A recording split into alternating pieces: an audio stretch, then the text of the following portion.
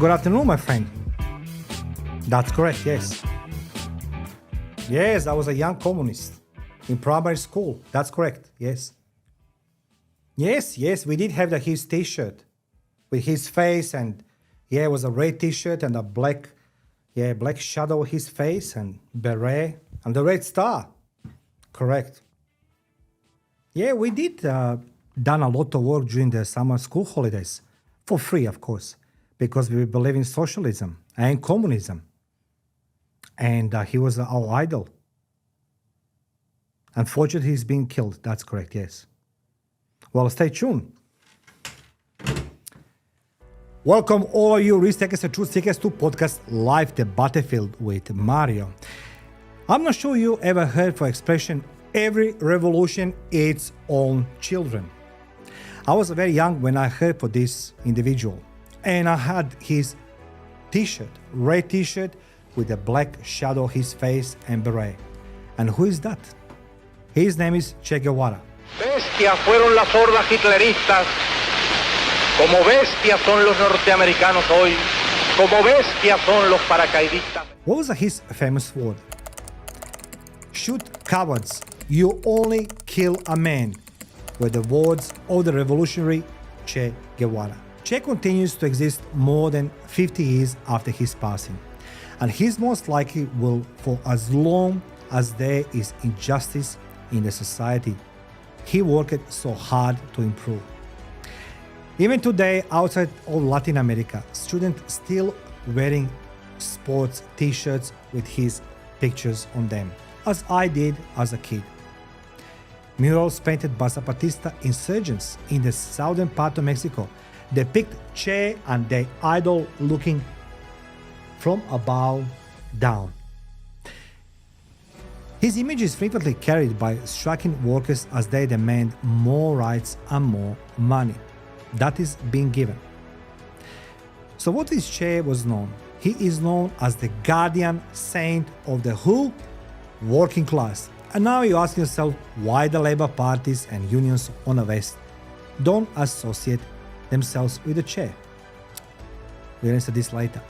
When we discuss the symbolism that Che Guevara still represents today, we are discussing the best that the past period of the social struggle could have left behind. As with any person who attained such a mythical heights, we can discuss his reality, success, and errors.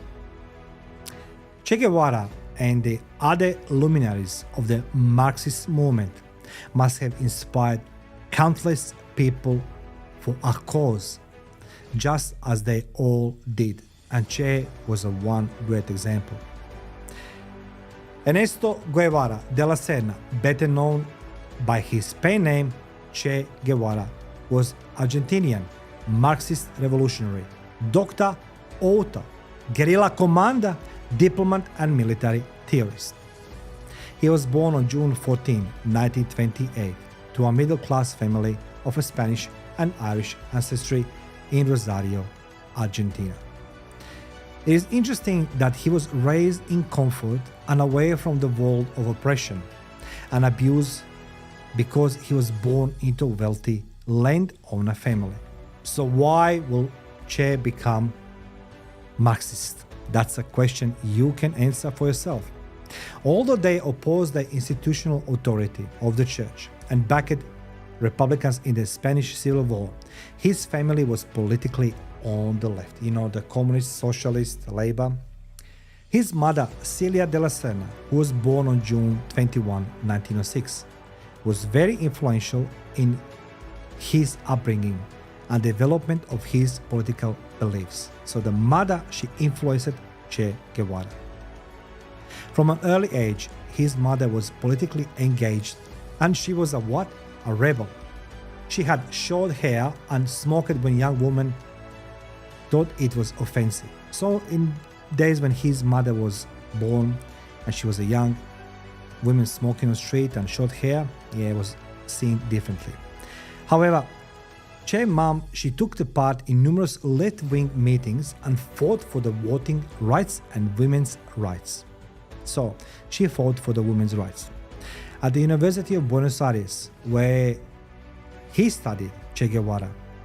He got engaged in leftist politics. He took a motorcycle trip across South America in 1953 after finishing his studies, which made him aware of the continent's widespread tyranny and poverty.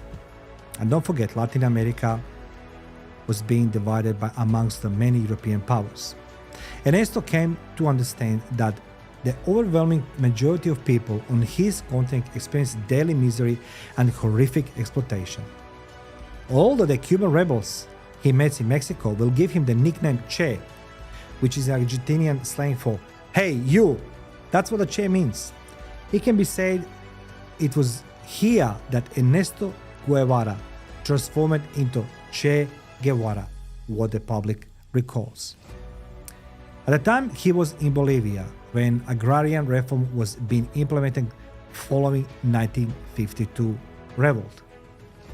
What he did then? He then continued to reside in Guatemala until Jacobo Arbenz' progressive government was overthrown in 1954 by coup d'etat. That was, like many others at the time, masterminded by who? USA. Who else? Che came to the conclusion that Arbenz erred greatly by failing to fully eliminate the political and military forces of the previous system, a lesson he would later put in practice in Cuba. So he learned something, what's happening there, and he will apply this later in Cuba.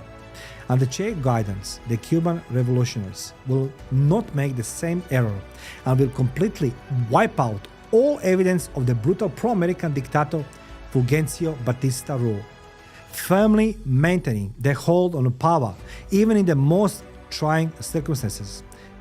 That one was the American invasion in the Bay of Pigs, one of the many failed American invasions. Of course, that also involved the execution of the numerous Cuban dissidents and former members of the old regime. For this, some will now label Che a criminal and a murderer, but he had no doubts because in his eyes, the goal excuses the means. So he didn't care, practically.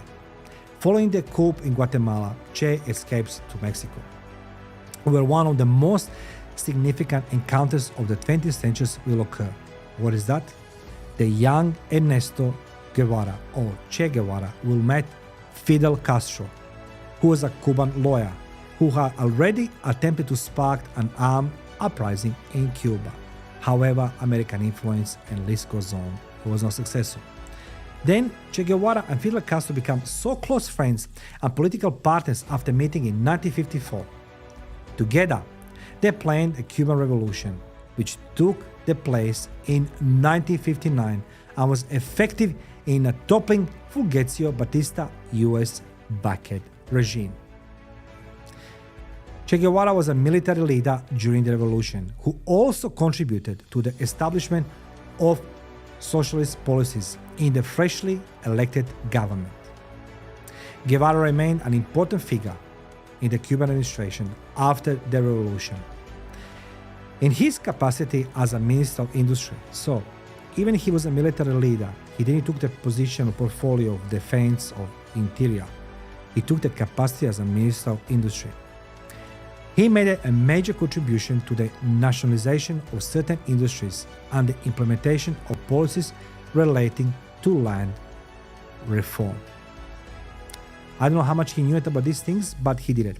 One of those reasons is unquestionably the fact that Che Guevara was remembered by history as a fighter and idealist who was able to live the revolutionary days in the past on a number of occasions and spend the rest of his life in fine state Che in some important position in the Cuban government, in the nation of which he actively contributed to writing recent and glorious history. However,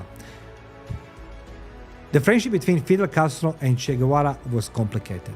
It was characterized by administration and respect as well as arguments and tensions. So they were not just good buddies, they had a lot of arguments and tensions was rising daily. In 1955, Castro and Guevara first crossed paths in Mexico, where they rapidly grew close and joined forces on the political front. Che Guevara was a key figure in the Cuban Revolution, leading the military and advancing communist principles in the fledgling government. So that was Che Guevara. Castro and Che Guevara had distinct leadership styles and personalities despite their close friendship. They don't say that they are not on the same path, but they have a distinct leadership styles. Che Guevara was idealistic and he was a rebel, while Castro was charismatic and astute politician. That was a big difference. Che Guevara unfortunately lost faith in the mother Soviet Union and other socialist nations in the early 1960s because he believed that they were betraying the revolutionary principles of Marxism, which is true. The Marxism was being followed by the Lenin, and that was it. Later on, few countries, but it didn't work. He started to support a global socialist revolution and got engaged in guerrilla warfare movements in several nations such as Bolivia and the Congo. Che was genuinely internationalist who believed in the socialist future of united Latin America alone, just like the revolutionary great of the region before him, Jose Martin and Simon Bolivar. Che Guevara believed that the sole purpose of national boundaries was to divide people and in doing so, to end a shared resistance to the establishment of a superior social order. That is something what you can find in Marxism, 10 points of Marxism. Bolivia was his choice for the start of this major conflict.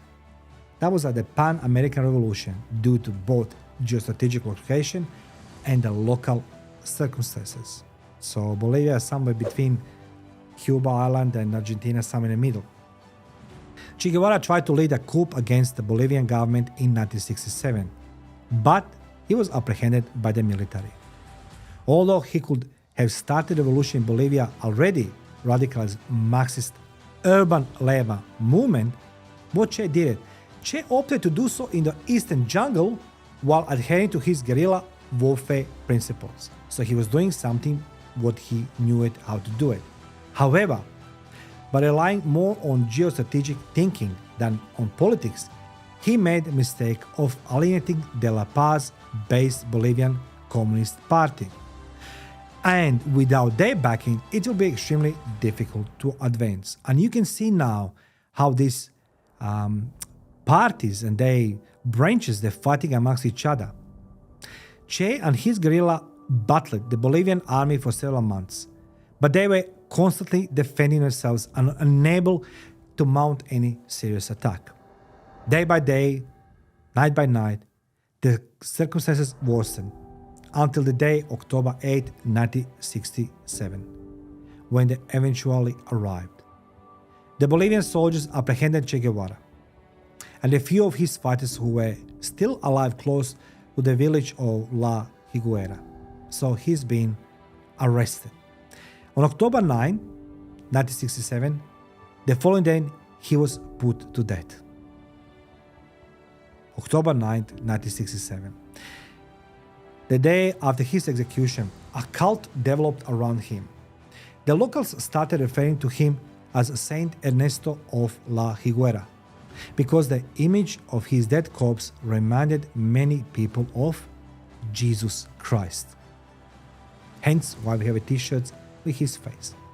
The greatest error in the history of the struggle between these ideologies may have been made by his murderers when they killed him and turned him into martyr, following the example of Jesus Christ, in the hope that they will put an end of the socialist spirit. Did they? As well, on October 9, 1967, Che Guevara's existence came to an end, and as soon as it did, he entered into immortality, which he will never be able to lose.